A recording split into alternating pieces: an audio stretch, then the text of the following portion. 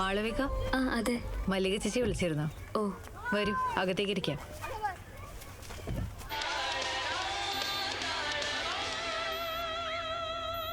കൊള്ളാലോ നിങ്ങളുടെ പെർഫോമൻസ്.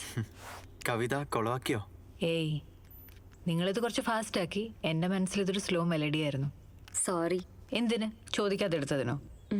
എടോ, നമ്മൾ കവിതകൾ തേടുന്ന പോലെ കവിതകൾ നമ്മളെയും തേടുന്നുണ്ട്. ഇതങ്ങനെ സംഭവിച്ചതാ. എനിക്കിഷ്ടപ്പെട്ടു. താങ്ക്സ്. നിങ്ങൾക്ക് ഈ കവിത കിട്ടിയതിന് താങ്ക്സ് പറയേണ്ടത് എന്നോടല്ല, അതാ ചുമരിൽ എഴുതിയ ആളോടാ. അതാരാ? അത്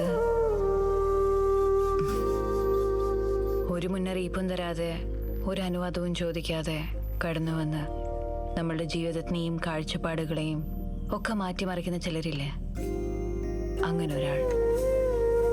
അതെങ്ങനെയാ അവിടെ എഴുതിയേ? ആരാധന മൂത്തിട്ടാണോ? അല്ല, സൗഹൃദം. ജീവിതത്തിലെ ഏറ്റവും വലുത് സൗഹൃദമാണെന്ന് വിശ്വസിച്ച് അങ്ങനെ ജീവിച്ച ഒരാൾ. ആളെ പറ്റിയാണോ ഈ കവിതകളൊക്കെ?